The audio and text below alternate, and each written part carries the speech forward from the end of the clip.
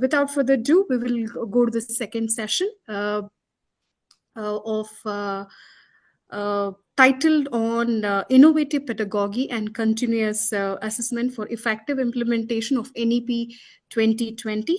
This session will be conducted by Dr. Manu Vora, an expert in educational reforms and pedagogical innovation. Sir, hope you have joined the meeting. Manu, sir? Yes, good evening. I am here. Good evening, sir. How are you, sir? Wonderful. Thank you. Thank you so much for joining on time, sir. We were waiting for your joining. I'm sure all the participants will have a lot of takeaway from your experience and your expertise in NEP 2020 curriculum and pedagogy. Let me take the opportunity to welcome you to the gathering with your brief profile. So Dr. Manu Vora is the chairman and the president of Business Excellence, Inc., with over 45 years of leadership experience in quality management. He has worked with Fortune 500 companies and served as a vice president of American Society for Quality, that is ASQ. Dr. Vora holds an MBA, MS, PhD in chemical engineering and has taught operations management at over 80 institutions worldwide. He is a Fulbright specialist and has received numerous accolades, including 2017 Albert Nelson's Marquis Lifetime Achievement Award and 2018 Times Now NRI of the Year Award for his philanthropy. An active contributor to the community services, Dr. Vora founded the Blind Foundation for India and has raised millions for charitable causes. He has delivered over 925 presentations globally and authored over 70 scholarly activities. His Leadership Excellence series has impacted over 675,000 people worldwide. And Dr. Vora's extensive career span on quality management, education, and philanthropy, making him a highly respected figure in his field. Dr. Vora will discuss how innovative teaching methods and continuous assessment can help us implement the National Education Policy 2020 effectively and preparing our students for the future. Now, we would like to welcome Dr. Manu Vora to lead this session. Dr. Vora, the floor is yours. Please, you can take up the session, sir. Thank you so much. Thank you. Thank you, Dr. Vanishri. Thank you so much. It's a pleasure to be joining from Chicago, early morning here. Good evening to all the participants. And may I allow to be sharing my own slides, if you allow me to do that? Yeah. Yes, sir. Celeste, you can just take out the slides, sharing, and let's... Sure, ma'am. Sure, sir. Just about in a minute. Yeah. So while we are waiting, the focus of my talk is to understand the basics of how to engage students in the classroom, how to achieve excellence for faculty through innovative pedagogy, and how to use continuous assessment for better outcomes for students and improve the teaching learning processes for benefiting all the faculties and the students. So once we have these fundamentals in place, you can use AI as an enabler to bridge the gap between industry and the academia. And I'm not an expert in AI, so let me make that very clear at the outset. But I do use AI in my classes at Northwestern University. And I want to make sure that students are given challenging assignments so they don't end up depending on AI, but use that more as an enabler. So with that brief introduction, if I am allowed to share the screen. Yes, sir. You can share the screen. Yes, sir. Okay, wonderful.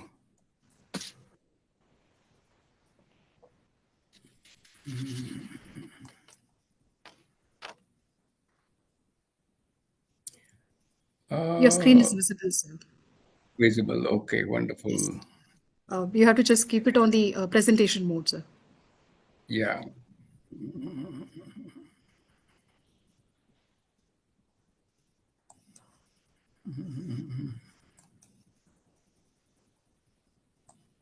Yes, sir. Good to go, sir. Okay, I'm seeing yourself, Dr. Vanishri. I don't see my slides. I don't know why. Oh, Vidya Can ma'am, you if you see? could help. I could see yourself and also the slides, sir. Vidya ma'am, if you could help, sir. Can you see the first title slide? Yeah, I Yes, sir. can. Yes. Innovative Yes, sir. pedagogy and assessments for effective implementation. We can see that, sir. Sure, sure. So I will continue with this slide onward.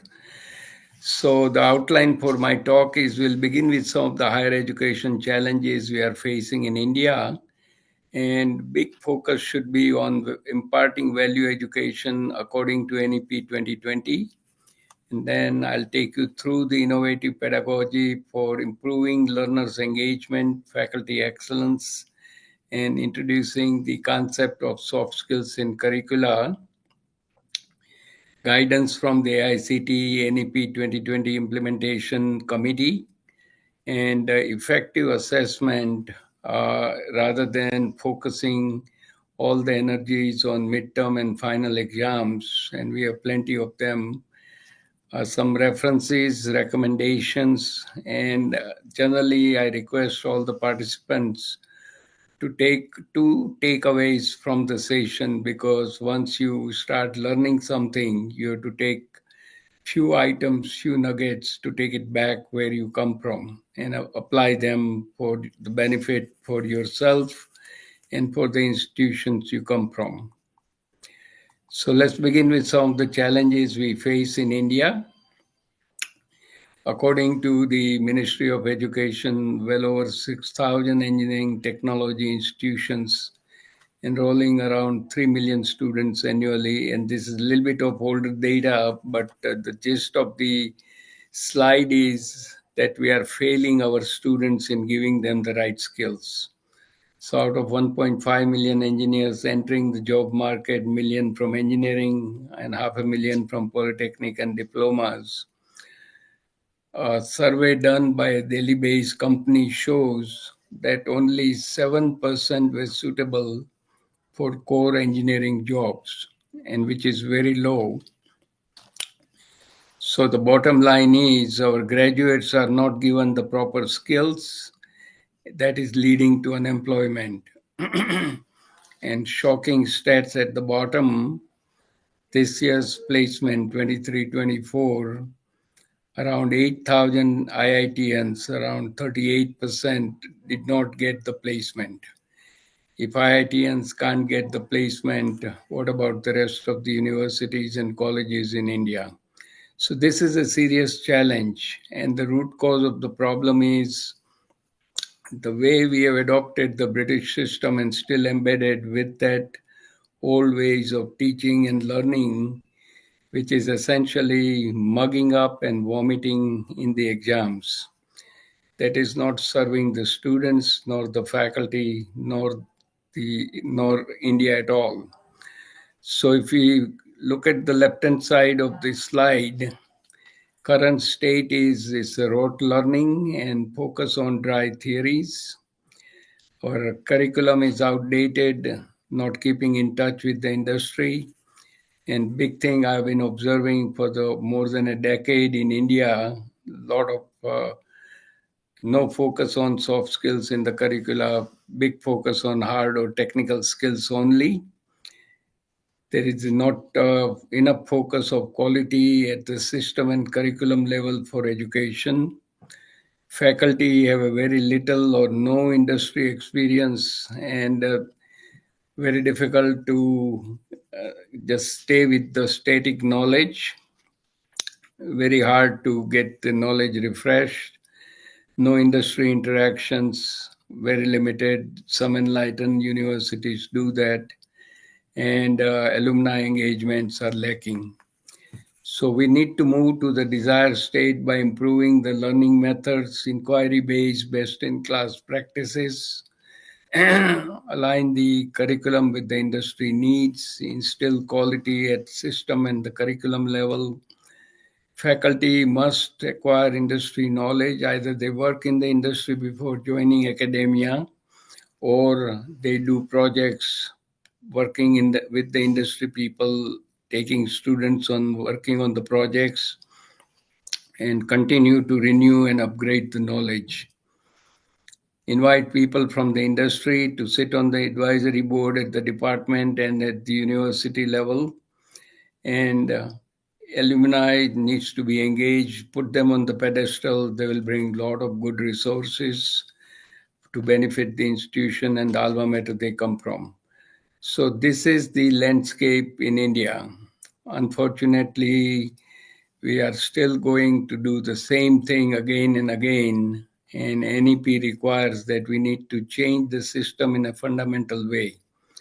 Unless we make change, we'll end up with the same thing at the end of 2035 when NEP 2020 is supposed to be fully implemented. And I'll have some comments later.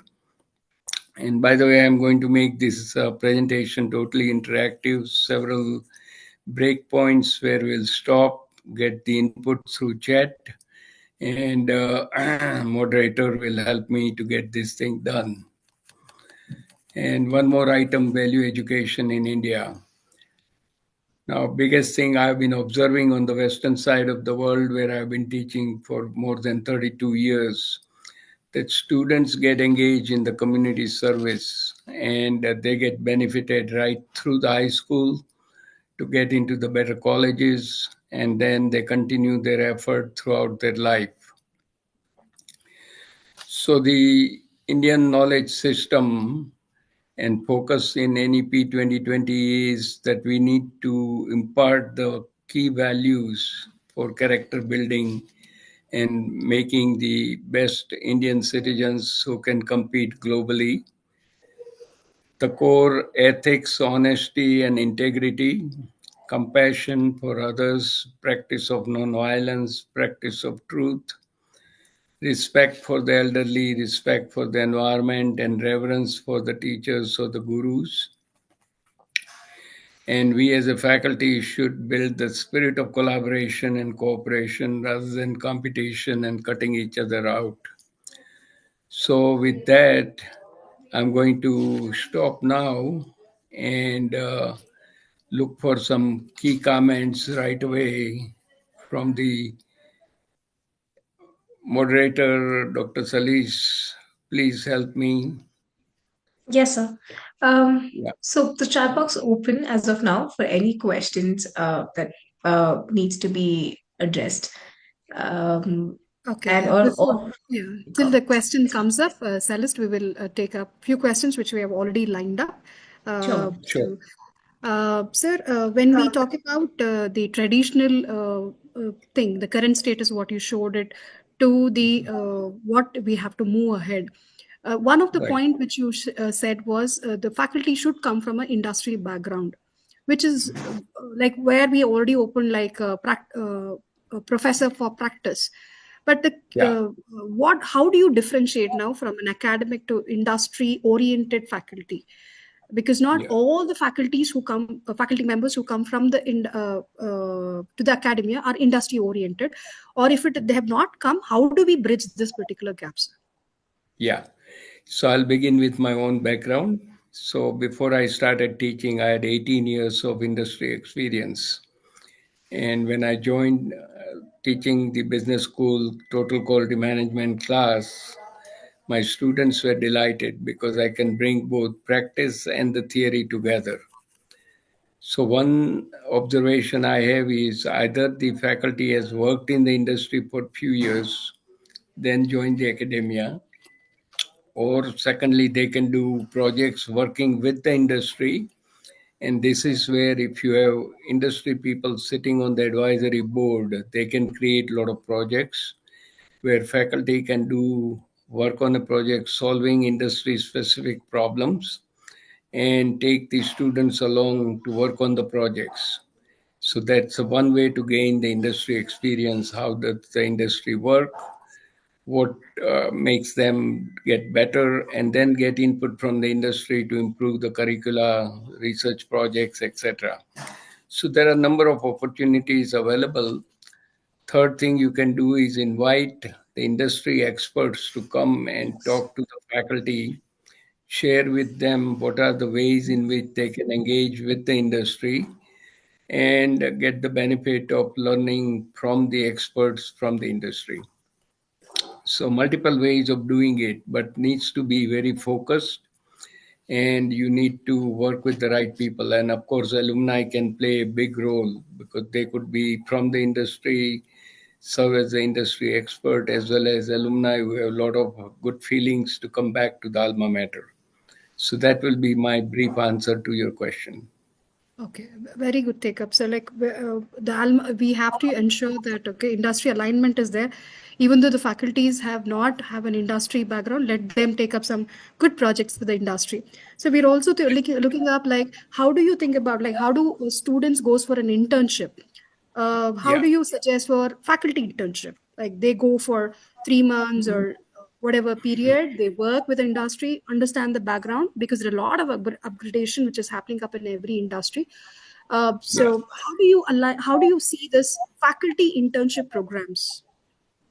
Yeah, I think that's an excellent idea. And again, that can be facilitated if you have good connections with the industry by recognizing them, inviting them, and create the Leadership Excellence series, inviting industry experts, alumni experts, and continue that extra knowledge because that's what will make a difference for your students at the end of the day. It's not just the theoretical knowledge they are getting from the faculty, but the practical aspects, what works, what does not work, will make a difference. That's very true, sir.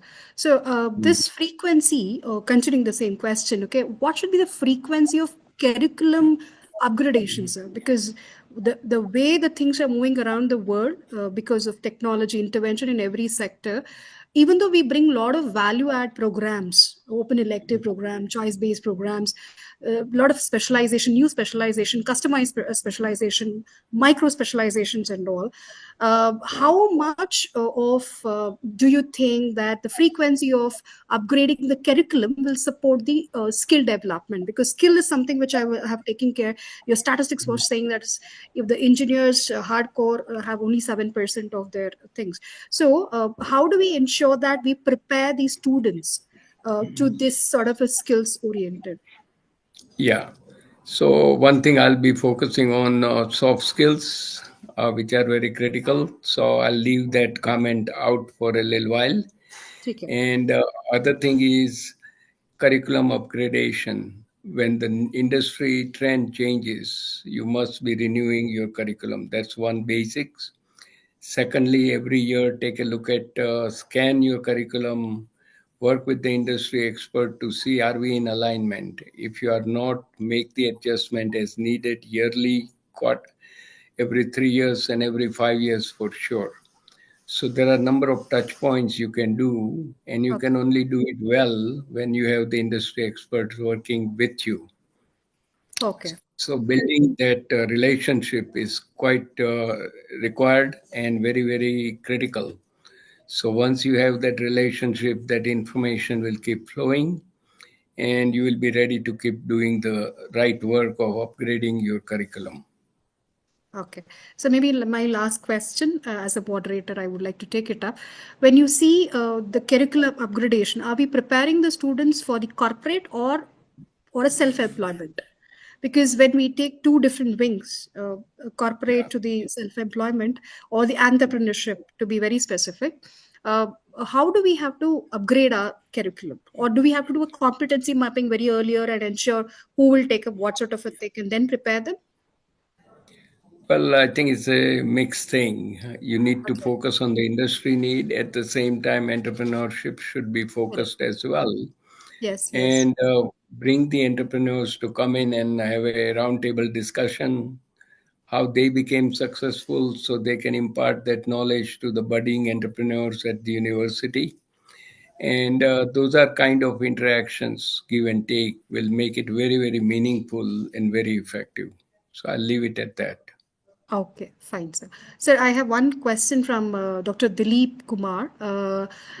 He's asking what was your experience in implementing the NEP 2020? How do you experience? Uh, what is the flow, or what is your take on the implementation part rather than the policy part? Right. So if you allow me to keep that part once, I'll be coming to it very shortly. ठीक है So sir, ठीक rather है sir. than take up the time now, which will be Yes. sort of not in a continuous fashion. So let ठीक है, me come ठीक to है, that point and I'll definitely bring it up. ठीक है sir. You can continue with your presentation, sir. Your Okay, session. thank you. Thank you, sir. Yeah.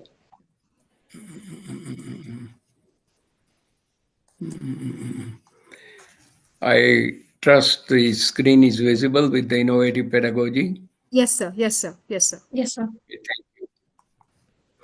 And I would request everybody to stay muted so that we can continue this effort.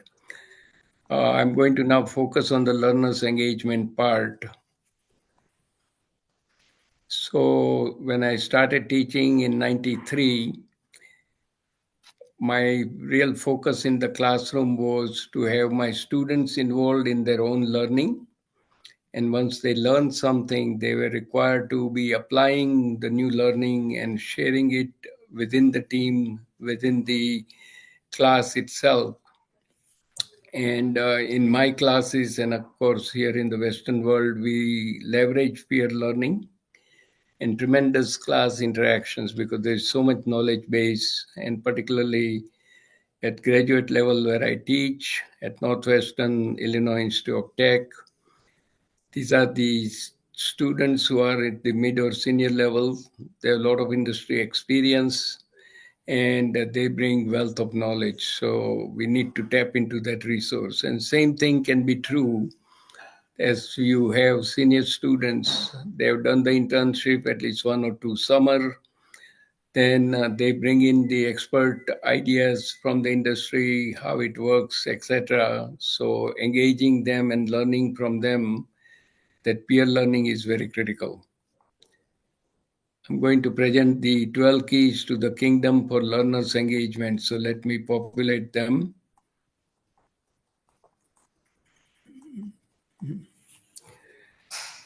So one critical thing is before we start transmitting knowledge as a faculty, students must be engaged in the classroom. Without that engagement, our transmission will fail. So what I do is assign a topic to research and share in the classroom to a student and keep rotating them. And as a faculty, my role is to show the importance of the topic and real world applications. And as an icebreaker, we have topical questions at the beginning of the session. Now, item 5 is extremely critical. In order to break the cycle of mugging up and vomiting in the classroom, we should be focused on delivering concepts and principles so there's no need to memorize and allow our students to have the curiosity and innovativeness to flourish in the classroom. And I ask, as I mentioned up front, key takeaways at the end of the session for common understanding. Harvard Business Publishing gave me some key points 8 through 11. You can do short polls or voting, create small groups to discuss and come back to the full class, create teams to work on the projects and share the project results with the entire class, invite guest speakers for broadening the perspectives, and replenish your knowledge as a faculty so that you are at a cutting edge and give the best to your students. If we do that, we get a gold star as a faculty. Now, interestingly, some of these ideas of learners' engagement, innovative pedagogy, and continuous comprehensive assessment were incorporated in 22-23 cycle of AICTE, ATAL Academy, FDPs, and they were revamped from the prior version. And I'm very honored and delighted to work with Dr. Mamta Rani Agarwal at that point. Under her leadership, there were a lot of changes made to the FDP, and they were done for the better. I'll continue on the part of the uh, innovative pedagogy. How do we create a very effective learning model? So I come from the industry. I saw that success in the industry came from teamwork. So I wanted to simulate that entire teamwork concept in the classroom right from the beginning. So my classes are collaborative, experiential, and outcome based. So team focus is a big thing. Of course, here we have a smaller group of students, like 15 maximum, anywhere from 10 to 15 students in the classroom, form 3 to 4 teams, and they need to cooperate within the team, across the team. They work on 6 to 8 cases, and particularly I teach on the business side, so state of the art articles from the industry journals, Harvard Business Review, MIT Sloan, McKinsey Quarterly, etc. And they do the lot of discussion, reading, and learning from each other. And I'll show that in the next few slides. And they do a live project in a team setting. And last item is outcome based. That is a reflection journal, what they learned from the class and what they will implement going forward with the focus on outcome. So this CEO model is again part of the pedagogy for the new version of the FDPs at the ATAL Academy, and which really changes the way we teach and with the way we learn in a different way.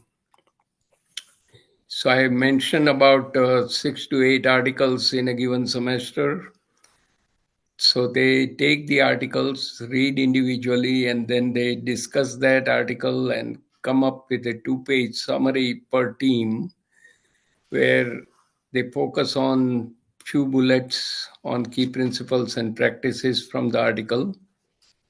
In the middle portion, there is a big focus on showing the connection between theory and practice in their workplace, and 3 to 4 key takeaways from the article, which is common for the team. Now, the purpose of this article summary is we read a lot of articles, but at the end of the day, we forget what we read because everything gets mixed up. By doing this focus reading and focus summarization, one can come up with nuggets from the article which can remain with you for the rest of your life. It requires work on the part of students, and once they submit this article summary, I provide feedback to them, and that's my role to keep them moving in the right direction. The reflection journal is a template, one-pager. On the very last day of the course, they fill out 3 things. 3 learnings from the course, that's the outcome, 3 key lessons or the concepts they will implement, and what is their plan to implement those 3 key lessons. And this is a good way to recap the entire learning for the course and make them start thinking about what will they apply going forward. I'm moving into the faculty excellence area. Before we do that, let's stop sharing here and see if there are any questions or comments. So, Dr. Vanishri. Yes, sir. Celeste, would you like to take it up? The 1 or 2 questions from sir? Sure, ma'am. Yeah, So, so Dr. Soumya has asked, what is the impact of political inclusion in the education system? Since few states are not allowing NEP, and how do you think the political influence really shapes the curriculum in itself? Okay, so there are multiple questions. Can we break it down into one question at a time? Yes, yes, sir. So I guess what she wants to understand is not a lot of states are allowing NEP in itself. How is one your experience with it, and what is the political impact of including NEP in such an education system? Yeah, I think it's a very unfortunate situation where particularly few states where I've given the talks, They tell me in Tamil Nadu and in Karnataka, NEP 2020 is not implemented because of for whatever reasons, and we won't go into that. As a nation, I think we need to unite. If the policy is such a great policy put together by Dr. K. Kasturi Rangan and his team, that needs to be implemented across entire India. That's my view.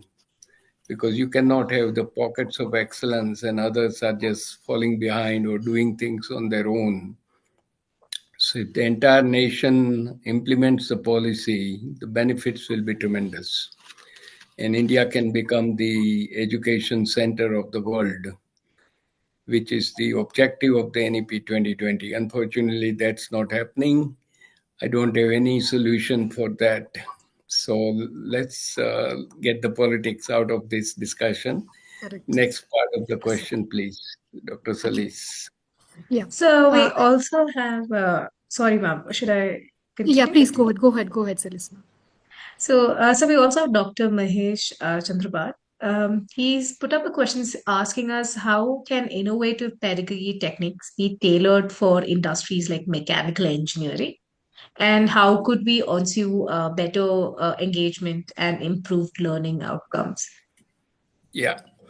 So let's start with the engagement. The 12 practices I shared, they are not related to the business side only or the business classes only. It can be done in engineering, and I've done that for some of the classes I've taught both at undergrad and grad level in the engineering side. So that is doable. It will require tremendous focus on the part of faculty to spend some time, change the way we teach, and do the transformation of ourselves first. Because unless the change begins with us, you cannot change anything else. And NEP 2020 is nothing but the change management. And later on, I'll make the comment and let me reserve those comments briefly. So, engagement part is very possible for all courses, including mechanical engineering. And I've taught supply chain management courses at IIT BHU in mechanical as well, and risk management also in the same pedagogical way. Now, so the courses are good, engagement is fine. I saw a brief comment that for 120 students, this type of articles are not possible. I have exactly done that at Great Lake Institute of Management in Chennai, where I had about 110 to 120 students. We had a number of groups formed before the classes started. It was a 1 week on-site program, and they read the articles, had the summary, gave them the feedback. They also worked on the project in the team. So these are all practical things which needs focus to implement. I think the most of the time the reaction is this cannot be done with the fear that I have to do some extra work. And that is the underlying fear which needs to be taken out first.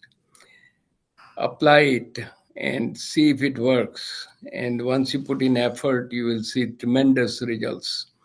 So my students give me the compliment at the end saying we had to work really hard to get through the class, but that's the only way to learn.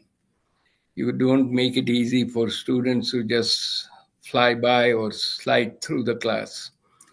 They need to be given a lot of resources, challenge them to find the good solution themselves, and empower them so that they become capable of solving real world problems on their own. And I'll bring up that slide very shortly. One more quick questions, and we have to keep moving. I'm watching my. Yes. Yes, sir. Yes, sir. Yes, sir. So there is one more quick question, sir. Like following the same one, like in the classroom of in India, especially, okay, what we have seen, 45 minutes to 90 minutes is a maximum time slot which is given to bring any innovative pedagogy. How do we take up this, like within a short period of 45 minutes to 90 minutes, or totally Yeah, 54 sessions? What the faculty would get it to bring that real skill component or new innovative pedagogy? yeah.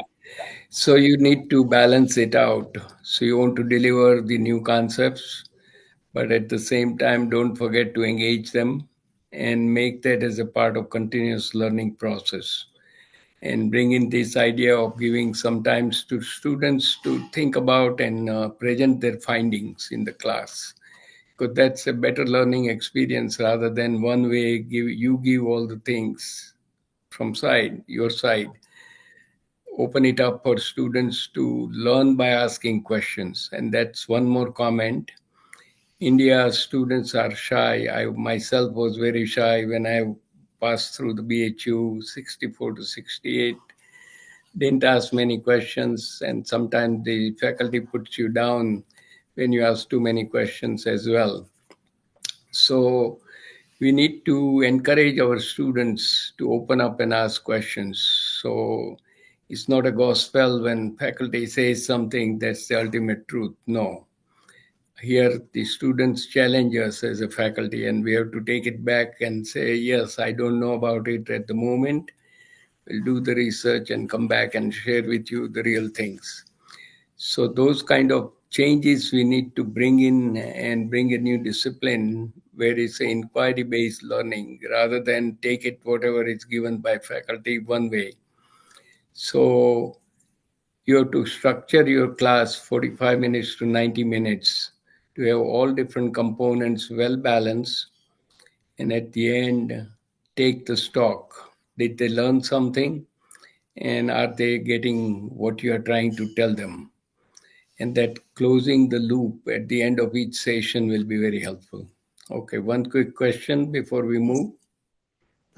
So I think we are good to go to the next one, sir. Next slides. So what is the Okay. takeaway? I could take it up from this was don't do too much of spoon feeding. Okay, let the student explore themselves and let them challenge themselves and Yeah, also the faculty, which will give both of them a learning platform rather yeah, than taking up a textbook or a PPT and running through the whole thing. yeah. It's not the syllabus completion more important. Sure, sure. Think Yeah, think of faculty as a coach. as a coach. They are, Okay, yes. So in real sense, the coach's role is not to do micromanagement.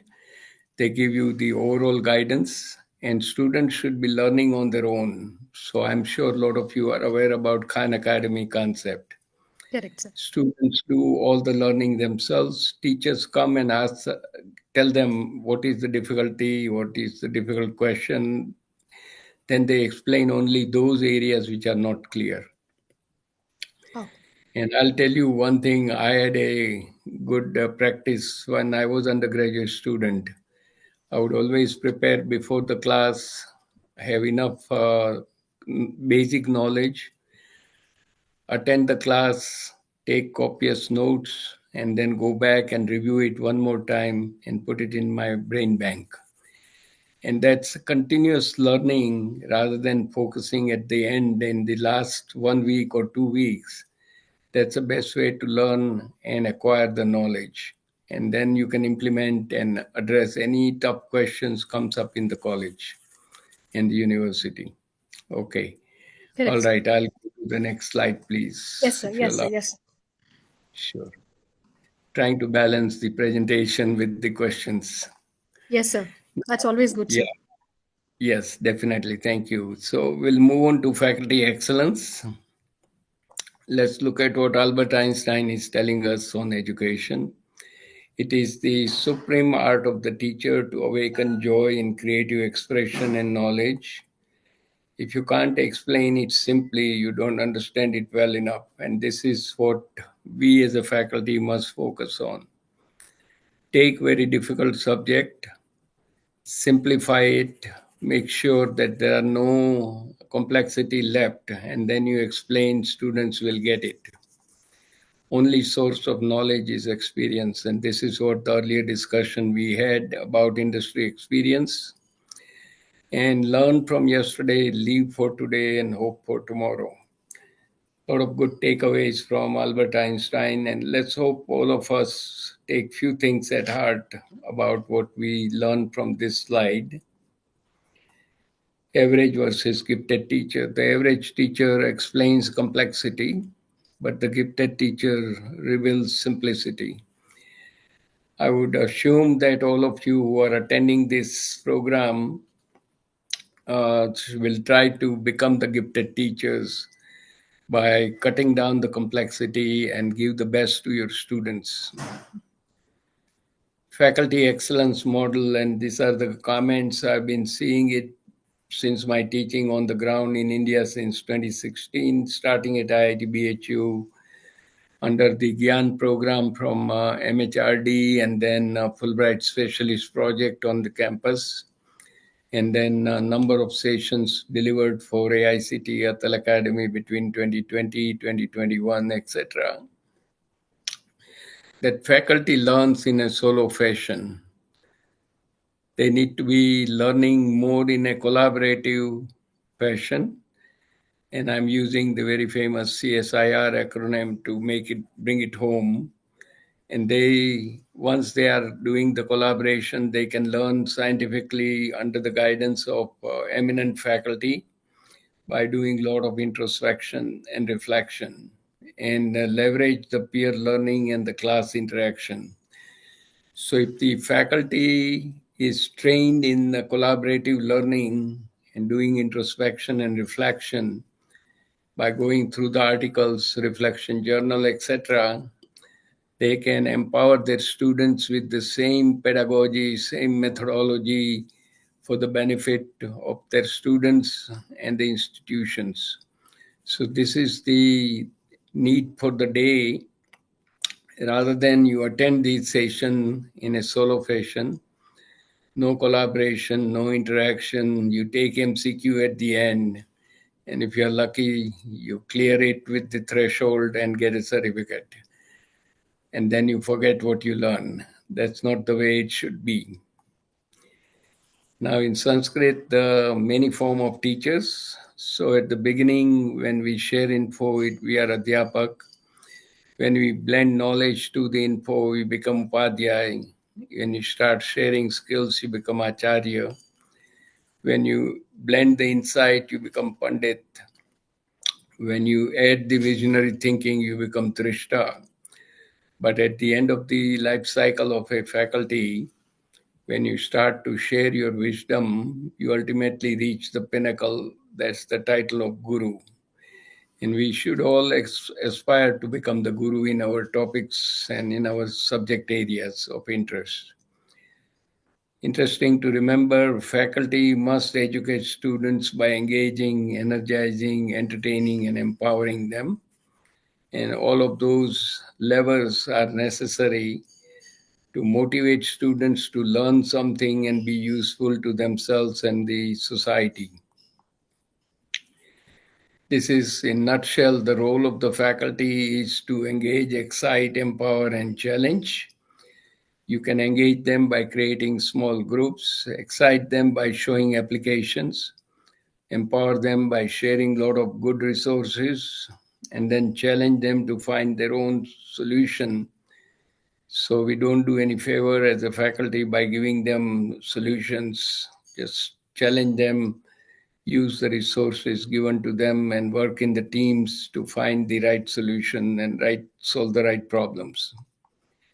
Now, this is from my 32 years of teaching, which has helped me to become a better faculty. It's a love of learning, curiosity, empathy, drive, determination, dedication, discipline, patience, and perseverance.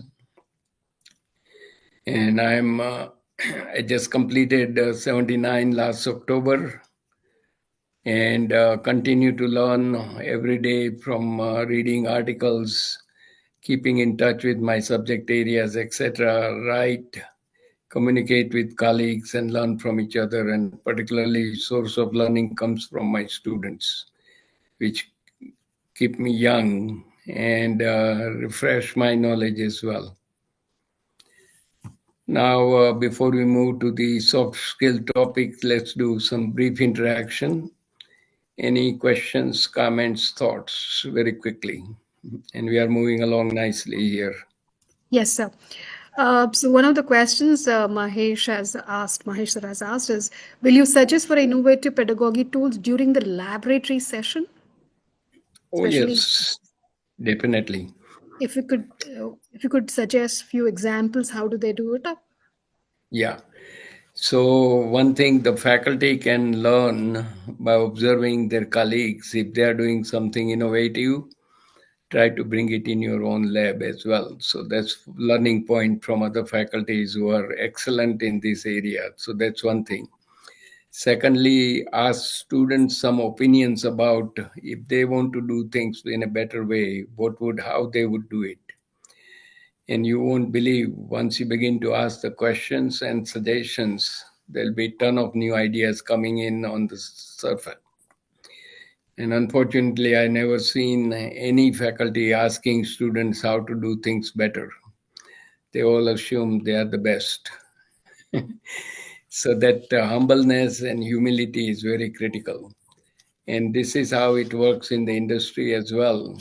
Rather than bosses and supervisor and managers doing everything themselves, when there are critical issues and new ideas to be generated, you ask your troops how it will work in a better way. So that will be my take on it. Okay. Next. So basically like more of a collaborative sort of a work rather than an individual work, what you suggested. But unfortunately, sir, we could see in our own peer Mm, community, especially they say that we don't want to share the ideas because it's my yeah, idea. If it is shared, it is somebody would take it up. So how do you come out of this? yeah.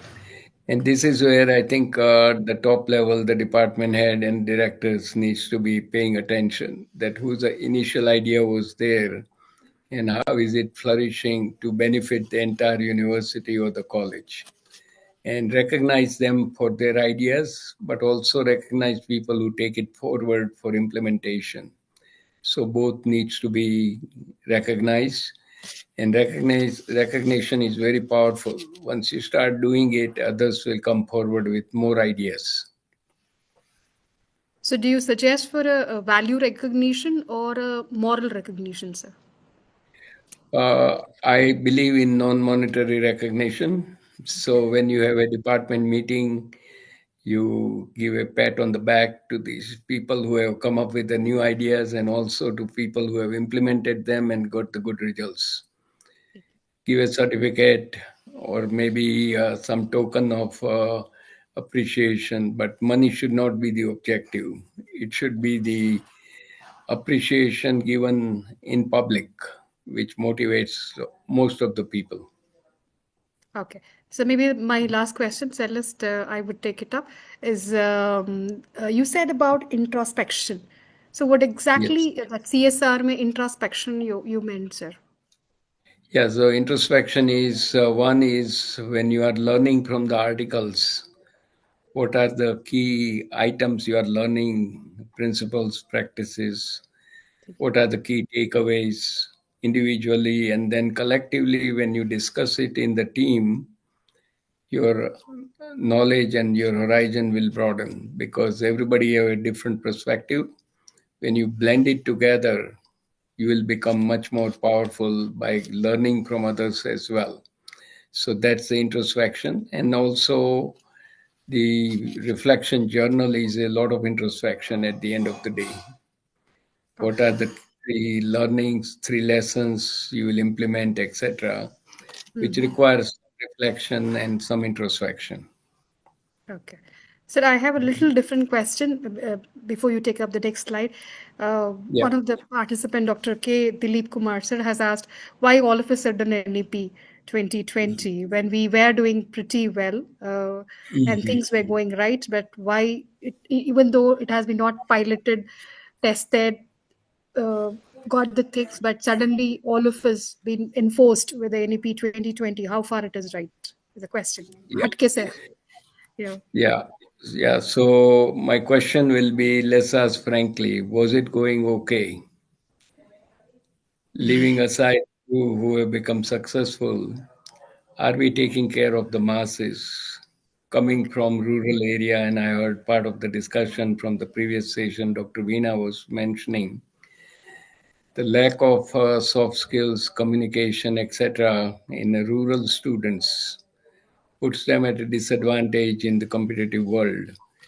Are we preparing them well? So we need to ask those frank questions. And the answer, I think we all know. We can't do any window dressing any further. So NEP 2020 was an effort to uplift the education system so India becomes the best in the world. Great intention and a good timing, because I'll be coming into that very shortly.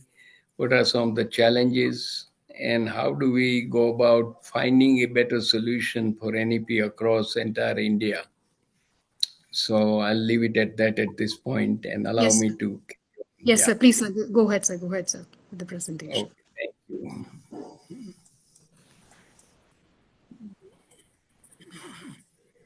So soft skills part, I'll just work through it very quickly.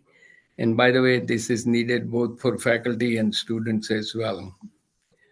So if you scan this slide, gist of the slide is all the latest data shows that the executives who are hiring, they are looking for better soft skills in students and graduates rather than hard or technical skills only. The last slide is very important.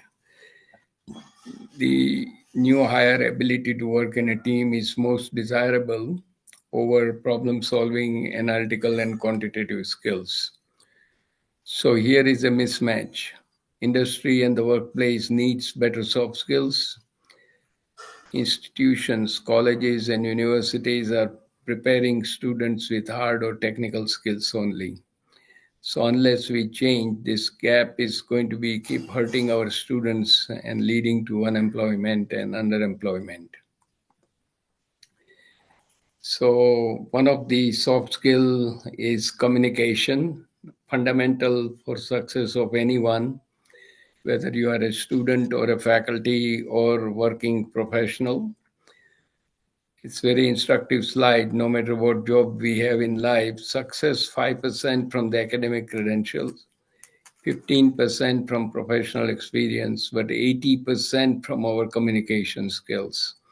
And you have to fill in the blank other soft skills such as leadership, decision making, time management, teamwork, problem solving, and project management, etc. Very, very critical. We focus on 5 and 15 and neglect 80. That's why we don't make enough progress in life. So, to address this issue, and this was my observation teaching since year 2000 at India Scene, brilliant students, but they lack soft skills, more focus on hard or technical skills only. So at my alma mater, IIT BHU Varanasi, we started back in 2013, 2014, Leadership Excellence Series.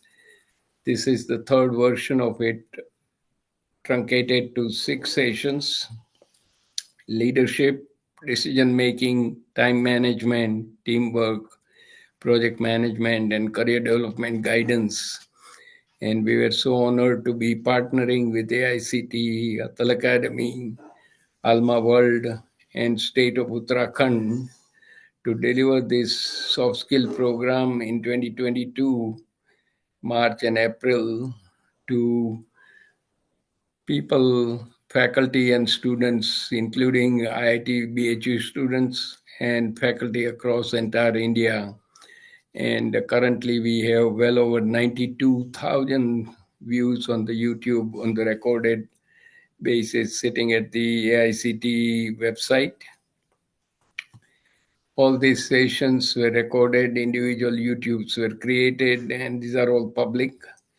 And I want to take you through one of the links with all sessions together.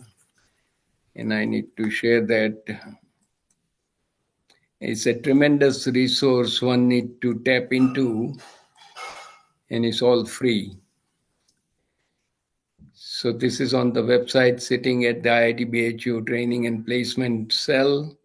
Soft skill program to accelerate career by learning people skills. Focus for the soft skill was skilling, reskilling, upskilling, and talent reinvention, both for students and faculty. teaching learning process improvement and make students ready for the job. And the sessions we have selected, they are all synergistic, leading to mastery in project management and using project management to solve society's real problem. A little bit about myself. Each of the topic covered, the resources PDF file of the presentation, and recorded YouTube video. All 6 sessions are sitting there. We had a tremendous positive feedback for the session. Overall satisfaction 99.5%, new learning 98.7%, applicability 96%, lot of media coverage and tons of photographs. And it was pulled together by 7 students. Professor Ankumar Agrawal, head of the training and placement cell, was my major contact, and myself as a alum. So this resource, I would say, is sitting there to be used, and everybody can benefit from it. So I will highly recommend it. And Dr. Salih says my presentation, so this can be shared with all the attendees, along with the article I have published in the Higher Education Forum book on the same topic as I'm discussing today about pedagogy and assessment for the session we are discussing. Keep moving here. Back on 18th of March 2016, I was visiting India, and Swamiji from Ramakrishna Mission, then with the Vadodara Center, now in Rajkot Center, Swami Nikhileshwar Anandji's top right middle, took me to Gandhinagar Bisec Studio, where Commissioner of Education, Mr. Shah, who is now retired person in white shirt, gave me 45 minutes to talk about effective time management. We had a connection with 450 colleges, 500,000 students, and faculty benefited. And this entire program was professionally recorded on the YouTube. The link is shown. We are honored to receive the D.L. Shah Quality Award at Silver category by the Quality Council of India in New Delhi on August 20th, 2016.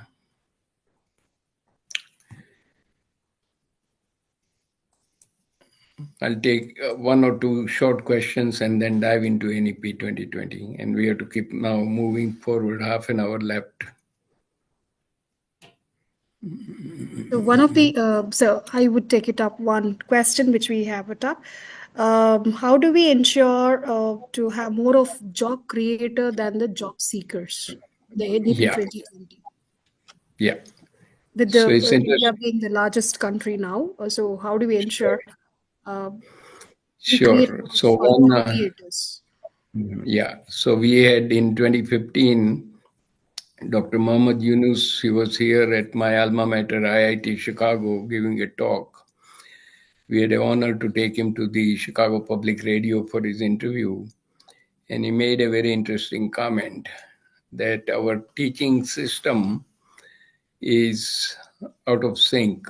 We are creating more job seekers than the job creators.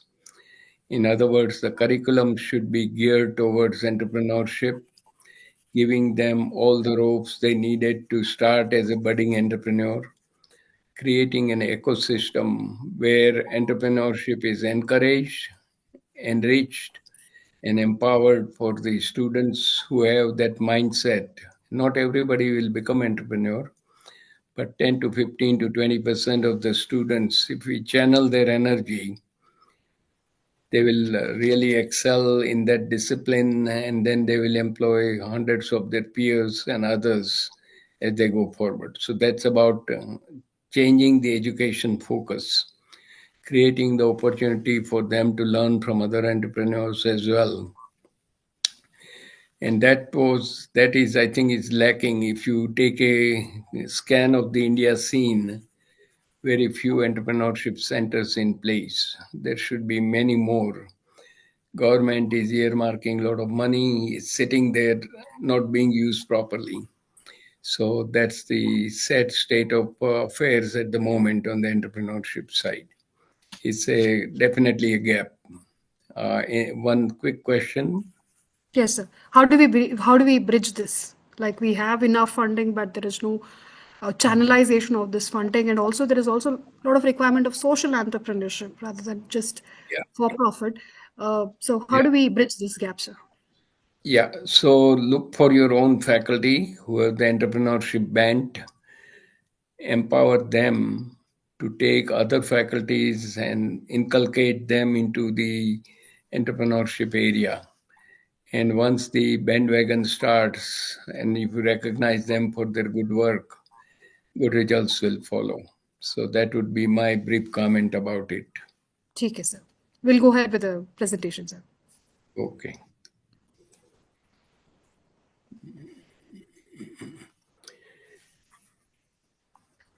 So this is now the basics. On July 29, 2020, central government approved the national education policy, and it's been extremely well done. 66 pages. I've read each of those pages. I had the honor to join the implementation plan committee from AICTE, working with 9 distinguished educationists across India under the guidance of Professor Sanjay Dande, who was the chairperson. And Colonel Venkat was coordinating the effort from the AICTE Faculty Development Cell. The committee focused on 9 different areas, and today I'm focusing on motivated, energized, and capable faculty to have an improved teaching learning process.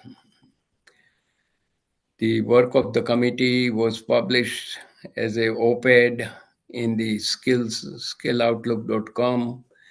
29 January link is given. I would suggest people to browse through it, which has goals short-term 2021. Keep in mind the effort was done in October of 2020, medium term 22 to 25, and long term 26 to 2035. So number of great recommendations came out of the committee. And now the metaphor. Implementing NEP 2020 is akin to going to Mount Everest. Now it's a transformation journey for 15 years. And how do we conquer the Mount Everest to go up and come down safely? You need to have plan, preparation, and training. This is exactly the discipline, the vigor, and the focus we need for NEP 2020. And I'll reserve some comments that the current scene is not the great at the moment. We don't see the sense of urgency. A lot of states are blocking NEP implementation, including your own state, the state of Karnataka.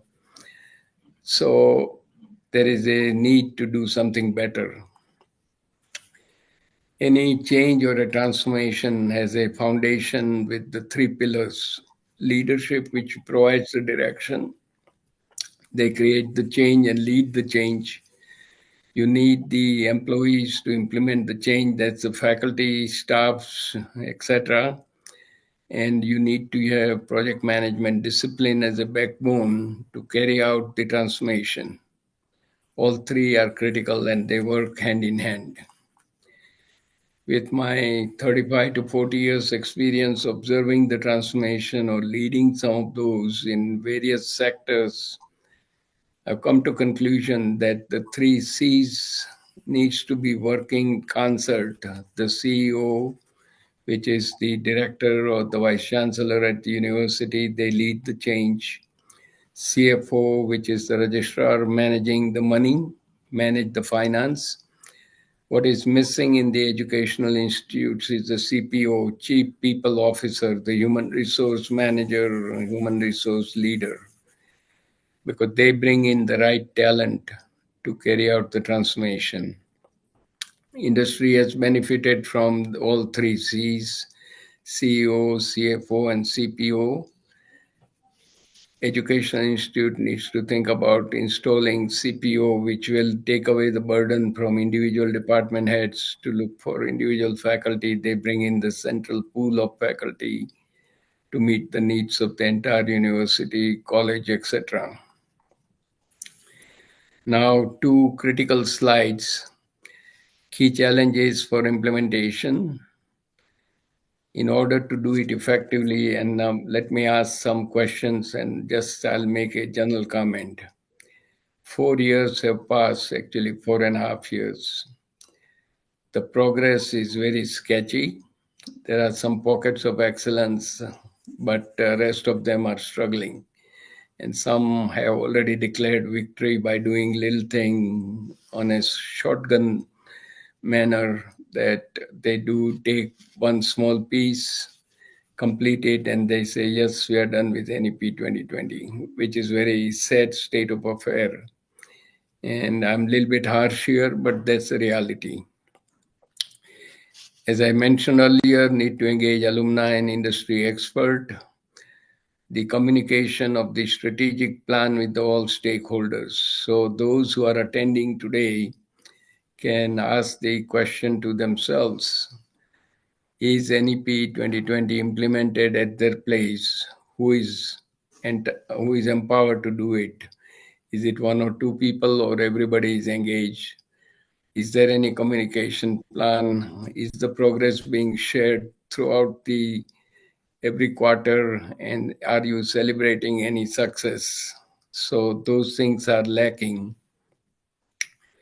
Need a seamless transition from K through 12 schools with the HEIs, standardized implementation approach. Comment was already made that we don't have a culture of sharing. That needs to be created, sharing successes and failures, bring the outside change agent, do some piloting. 9 through 12 are extremely critical. Leadership commitment 9 and 10 at the highest level, vice chancellor, director, senior administration, they need to have a commitment, involvement, and support for NEP 2020 and change management.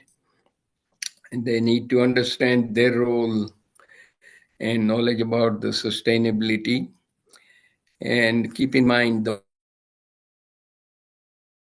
foundation of change is the project management and risk management knowledge. And that needs to be imparted through training to the right people who are going to implement NEP, and soft skills for faculty and students. So as you see, these are the critical challenges which is coming in the way of successful implementation of NEP 2020. And if we look at the structure, here is a simple guidance, one way of doing it in a better way. NEP Council with the top leader in charge, the Vice Chancellor or the Director. Create a champion for the NEP 2020, senior faculty with the good track record of getting results. Follow the AICTE guidance we discussed, and create a trio like Brahma, Vishnu, and Mahesh, faculty, alum, and industry expert per cluster, based on their expertise and experience, track record with results, and willing volunteer. And then follow the standard strategic planning method, vision, mission, and values. Communicate your strategic plan, provide relevant training, use project management to monitor the progress, quarterly review, communicate the success through newsletter and intranet, and make all stakeholders accountable rather than celebrate the successes. So those two slides were extremely critical. And I had a chance to send a note to Honorable Honorable 2022 time frame. All I got was a response that I have received your email and no further action. They are busy. Given was create a implementation practices metric similar to NIRF for every institution, and hold them accountable to progress year over year. In order, otherwise, situation will come. We come to 2035 and then ask the question, where is NEP 2020? And that's the state we are in. Okay, I'll take one or two short questions and then I have to start wrapping it up. Okay, so I have one or two questions, as you said. Okay, like when we look up NEP 2020 execution part. Okay, according to you, it should be a top-down approach. What I could understand, can't it be done a bottom-up approach? It Understand what should is the be, reality, because when we talk like tier one, tier two, tier three cities, which are there spread out, uh, why can't it be done as a bottom-up approach rather than a top-down approach? it should be done both ways, Take care. top down and bottom up. That means leadership at all levels, and that's the role of the top leaders. See, unfortunately, we have vertical organization everywhere. Top person, he or she is in charge, and everything, simple little thing has to flow through that person. And that is the one putting a lot of hurdles in the progress. So that empowerment and decentralization is very critical, and empowering everyone and showing them their role in NEP 2020. It's a massive project. You can't do it with one or two people sitting at the top. So your point is well taken, but it's their obligation, their responsibility to empower the rest of the troops all the way to the bottom. Next question. Okay, sir, like technology, in what way the technology such as LMS or virtual lab can support the principles of NEP in creating an inclusive and adaptive learning environment? One of the participants have asked. Like, Sure. Uh, yeah. So the technology, as we saw during pandemic, we all learned how to use this online platform.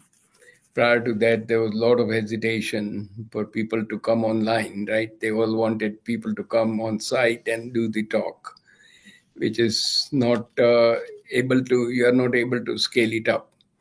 So that's one benefit we have already seen, use of technology to spread the knowledge. Then innovative learning with the new technology emerging in the field, large language models, AI, generative AI, all of those can definitely help us as a tool. They are not the ultimate focus, they are the enabler or the tools. We need to leverage them properly so that we can do effective NEP 2020 implementation. And main thing is first learning how we can do it and how do we take advantage of the innovation in technology to make it more effective, more efficient, and more meaningful. So I'll leave it at that at a high level. okay, so technology as a thrust area to be taken up to Yes, effective implementation of NEP 2020. Even though students' response is less, let us take it up and really go ahead with the proper implementation. Without that, it would be a little difficult. That's what I could understand. Yes, sure. sir. And I have a last question before we take it up the slide, sir. You mentioned as leadership knowledge for sustainability. If you could give a little more insight about it. Yeah, sure. So the change management has three components, as we saw: the leadership, talent management, and change management.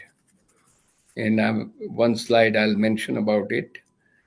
So leaders needs to understand that it's their roles, their obligation to create ecosystem of change management throughout the organization. So they need to be involved, committed, supportive. They cannot delegate it. This is their job. One, they need to engage the right talent by giving them the right tools, training, empower them so that they understand their role, and have people who are going to lead this change, NEP 2020, fundamental knowledge in project management and risk management. And I can tell you, India scene, we are very, very weak in project management. And world over, only 20 to 25% of the projects are successful. So the challenge is already there, and we do not have the basic knowledge. So we keep failing, doing the same thing again and again. So there is need for a curriculum to have a project management as a fundamental course for all discipline across the entire spectrum of education. ठीक है sir. Fine. Yeah. We'll take this, further slides then. Okay.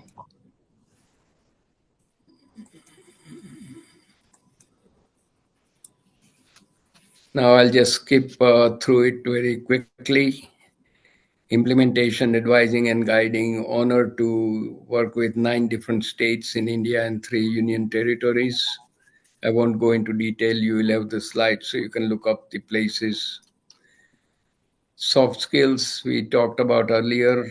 1.2 million students, faculty, and professionals have benefited across spectrum of places, most of the academia as well as some industry, including Tata Group, where I had 5 sessions I delivered to their executives across 20 states and 4 union territories of India.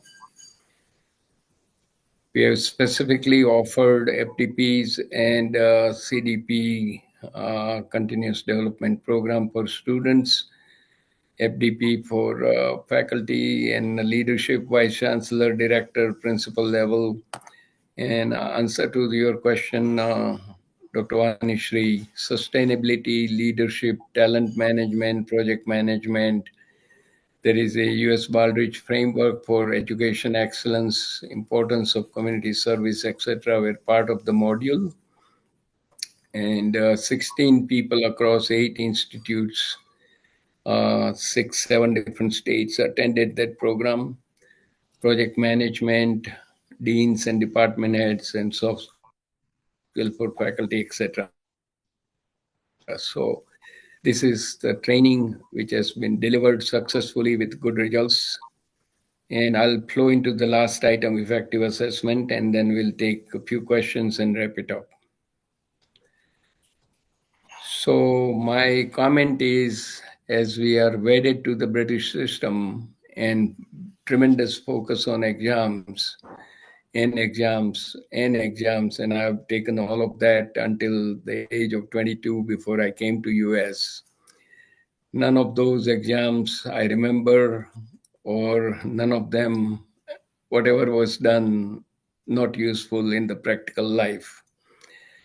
So we need to shift from the extreme reliance on the exams to continuous comprehensive assessment. And as a faculty for the last 32 years, these are the techniques I've used. And I will highly recommend all of you to start looking for alternative way to assess the impact of your teaching and education to your students, and assess them for their effectiveness in terms of, are they able to grasp the concept? Are they able to implement them and show you the results with a project they could do working in the teams? So I have a discussion board, focus on individual level, a topic once a week relevant to the area we are covering in the class, article or case reading, discussion and summary we talked about, that's a team level 30%. Team project report, at the team level 20% report, 20% project presentations. And I allow the peer evaluation as well for the presentation of the project, and the reflection journal 5%. No midterm, no interim exam. So on the very first day of my classes, students are relieved. They don't have to do any memorization for the exams. And they really start focusing on learning things and applying them in the teams they are part of. More details about each one of them we talked about at a very high level, so I'll just skip through all of these very quickly, 8 or 10 topics. And discussion, main thing is on a given day, second day of the week, They put the original post, and they need to respond to two of the classmates. And my role is to continue the thread and keep challenging them for additional ideas on the discussion item. This we took it up earlier, 8 to 10 state-of-the-art articles for review, individual, team, write it up with the focus on key principles and practice, bridge between theory and practice, and key takeaways. And this is a reflective learning and writing in a simple way, summarizing 8 to 10 page article into 2 pages with very focused outcome, improves the knowledge retention. Team project, small teams, and I've done the bigger team also, as I mentioned, at the Great Lakes, and they all come through once you set the expectation. And as a faculty, I provide a lot of template, and this is an example of a project management class, tons of template. They fill in their content, and there is a structured project report template given also, so that I can objectively assess what they have done across teams. Presentation, they are allowed the creativity to make a great presentation. Peer evaluation is practice. And we looked at the reflection journal with the focus on implementation. So here are some of the key references. And to wrap it up, recommendations: the higher education institutes in India should impart value education to all students. So Indian knowledge system is the fundamental and foundation for the NEP 2020. We all need to be doing that. Important first to engage learners and students in the classroom and then transmit your knowledge. Achieving faculty excellence will lead to better knowledge transfer. Soft skills are important and critical, should be part of the curricula. And continuous assessment for the course is more effective than midterm and end term exams. And with that, write down at least one key takeaway in the chat, and some of the interesting one you can read as a moderator. And time for question and answers, and we have about 6 minutes left. Yes, sir. I would take it up. Two questions which we have it up. One of the questions Shiv Kumar has asked us. Already, there are wide gap between government and private institution in India, and in enhancing and equating the higher education institution. When NEP is not focusing on faculty in the private institution, there are a lot of disparity in the implementation. Even in Karnataka, when you look up, there's a lot of confusion among the implementation itself. Now, how do we progress? Because sometimes we are on an NEP, now we are an SEP, we are back to NEP, like that. We are shuttling. So faculties are finding really difficult. So how do we manage? This is the first question. Yeah, so this is where I think the political will come into play. Politicians have to decide what they want to do for education in the state. And if they can't do it, then I think we have a challenge. Then we need to go to the next level, which is all the vice chancellors and directors and the principals. They need to collaborate in a common forum and make a decision what is the best way forward for their institutions, whether they are private or public. And they can do it in their own cluster and then wrap it up at the higher level, bring it up at a higher level. Unless something is done systematically at the top level, NEP is not going anywhere. So that's a problem. And as I mentioned, if the politicians wake up and learn the importance of systematic policy and implementation, we should be above the politics for the betterment of faculty, institutions, and the students and the nation. That clarion call is not getting through yet. So that needs to be taken up through your representatives and whatever you can do. So that would be my way of looking at it, sitting from outside here. Okay. Okay. Next. So basically, coming out of the political barrier and having your own firm decision of what exactly which is required for the student and the institution's growth, rather than Correct. looking at the political arena. So one more question we have it up. How do you see the gamification as an assessment tool to evaluate the students and also motivating nowadays? Because gamification is something which is picking up in the market. Do you suggest to go ahead with this sort of a thing for assessment especially? I think assessment, my focus is the 5 ways I do the assessment that Okay. takes out politics individually, students, and collectively as a team. If they've really worked hard, I'm Mm-hmm. okay to give all A's to everyone in the class. And my institute doesn't bother me if I give all A's because I can justify they all worked hard and produced something meaningful. Whereas in India, we have this tendency to put a learning curve, A, B, C, D, fail some students and things like that for whatever reason. We have some individual egos involved. That those things needs to be really rethought and rethink about that. If you really want to make progress, we can't keep doing the same thing we have done for ages, right? If you want to change, you have to change the system at the foundation level, and that flame of change has to come into all the institutions. It's not there, and that requires the enlightened leadership at the top.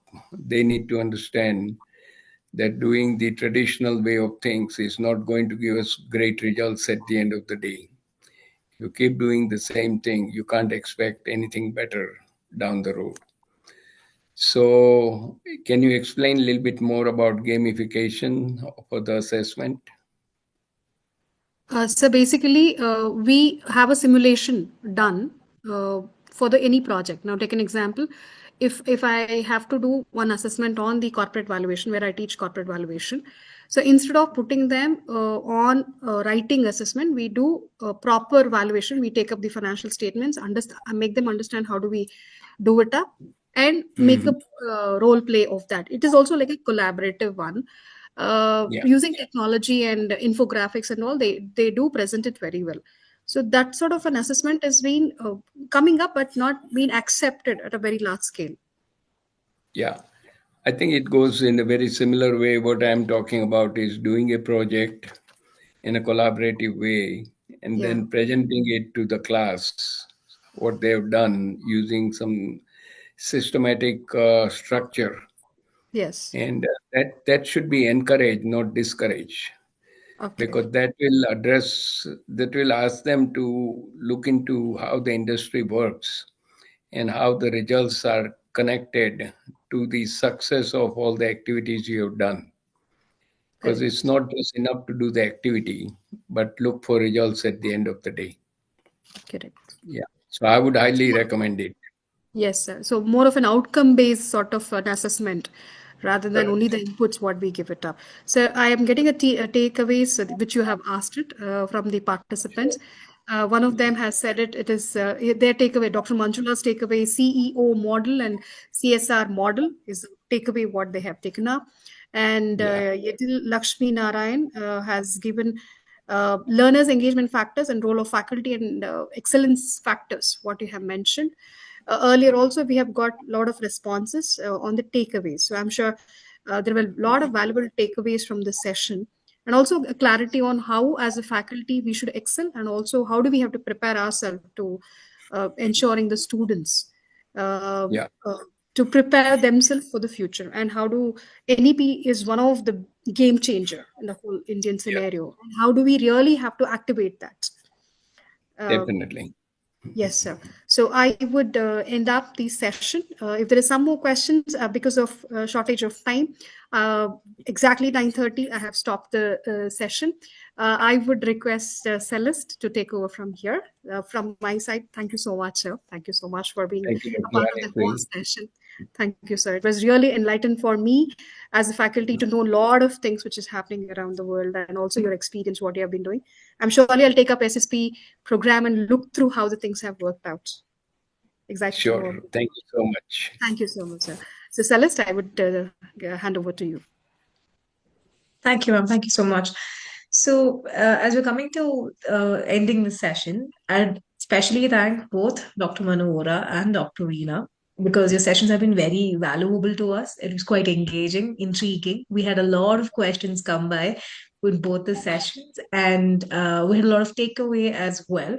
Valuable insights in how having understand how to create set students become apt for the industry and so on and so forth. Before we conclude today's session, I would like to extend my heartfelt gratitude to Dr. Archana Surana, Managing Trustee of Surana Educational Institutions, whose unwavering support and visionary leadership have been instrumental in making this event possible. Our sincere thanks also go to Dr. Puneet Karyapa, GD of Surana Educational Institutions, for inaugurating this event and setting the stage for meaningful discussion. A special appreciation again to our esteemed speakers, Dr. Veena Kane and Dr. Manu Vora, for their insightful and engaging sessions. We sincerely thank all the participants for their active engagement, enthusiasm, and curiosity, which greatly enriched today's session and contributed to their success. Before we conclude for today, feedback link has been made available in the chat box. As of now, kindly leave us feedback. And before we part, we kindly remind you to join us tomorrow for sessions led by Raghudeep Maideni, Head of Industry 4.0, and Sri Kala Sundarajan, Head of IT, creator of Shakti Leadership, and an award-winning speaker at 6 p.m. Indian Standard Time. We look forward to your timely participation and wish you all a pleasant evening ahead. Thank you so much. So thank you so much. On behalf of Surana Education Institutions, we are really pleasure to have you as a speaker today. And I'm sure all of us will have a lot of questions. I'm sure we will come back to you at a good time. Thank you for joining us at the early morning. So good morning once again. So thank you so much. Before we wind up, one quick request. I request all of you to turn on your video. We'll have we'll take up it will be a really golden moment to have a picture with Dr. Manu Vora. Yeah. So I request everybody to turn on your cameras, please. As Professor Vidya prepares to take the screenshot, I would like to extend my personal regards to Dr. Manu Vora, and also from the institution side. Thank you so very much, sir, for accepting our invitation and being a speaker with us. And we know we have troubled you in the early morning, but in spite of that, you have joined us and given your valuable experiences. Thank you so much, sir, for that. Thank you, Dr. Veena, and I want to thank Dr. Kiran for inviting me in the first place. That's very true, sir. Thank you so much, sir, for accepting the invite. Yeah, it's my pleasure, Dr. Kiran. Thank you, everybody. Thank you. Okay. Thank so you. with this- Thank you so much, sir. Thank you very much. We'll get back to you, everybody, and good night. Good night, Okay. ma'am. Night. And good morning to Manu, sir. Yeah. Okay. Bye. Thank you. Bye, sir. Bye, sir. Pleasure. Vidya, ma'am, can we leave the session, ma'am? Yeah, you can. You can. Kiran, ma'am, thank you so much. We can leave the session, myself and Celeste. Yes. Thank you so much, ma'am. Thank you so much. Thank you so much, ma'am. We'll get back. Thank you so much, ma'am. We'll get back to you, ma'am. Thank you.